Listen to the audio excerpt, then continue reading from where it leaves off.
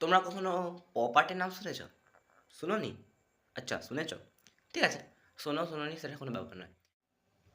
তো সিম্পল কয়েকটা ওয়ার্ডে যদি আমি পপ আর্ট সম্বন্ধে পুরোটা বলতে চাই, পপ আর্ট এর অর্থ পপুলার আর্টওয়ার্ক, মানে পপুলার আর্টওয়ার্ক থেকে পপ আর্ট এসে পপ আর্টের মূল বৈশিষ্ট্য।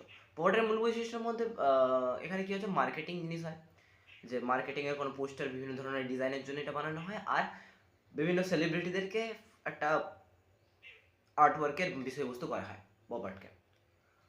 পপ আর্ট আবিষ্কৃত হয় মার্কিন যুক্তরাষ্ট্রের মার্কিন 1950 থেকে 1954 খ্রিস্টাব্দের মধ্যে। পপ আর্টের মধ্যে অনেক বিখ্যাত বিখ্যাত বড় বড় আর্টিস্ট রয়েছে আমাদের ভারতেরও এবং মার্কিন যুক্তরাষ্ট্রেরও, এবং পপুলার বিভিন্ন আর্টিস্ট রয়েছে।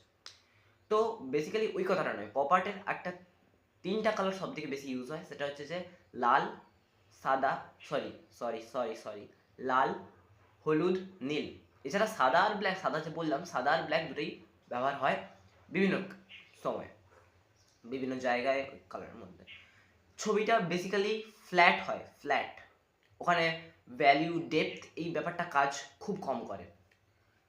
তো আমি এখানে এই কথাটা বলতে চাই যে ভ্যালিউ, বিভিন্ন ধরনের ট্রিক্স হ্যান ত্যান না জেনে জাস্ট সব থেকে বেসিক ফান্ডামেন্টাল জিনিসটা হচ্ছে যে লাইন অ্যাঙ্গেল প্রপোর্শন, যেটা পপ আর্ট হোক, ডিজিটাল আর্ট হোক, আমাদের রিয়েলিস্টিক আর্ট হোক, বিভিন্ন ধরনের কিউবিজম হোক, সব আর্ট ওয়ার্কে তুমি এত মেথড না জেনে জাস্ট লাইন অ্যাঙ্গেল প্রপোর্শনের উপরে কাজ করো, তো আর্ট ওয়ার্ক অটোমেটিক ইম্প্রুভ হবে। পরবর্তীকালে তো এগুলো জানতে হবেই এবং জানতে পারবেও। বাই বাই, দেখা হচ্ছে নেক্সট ভিডিওতে।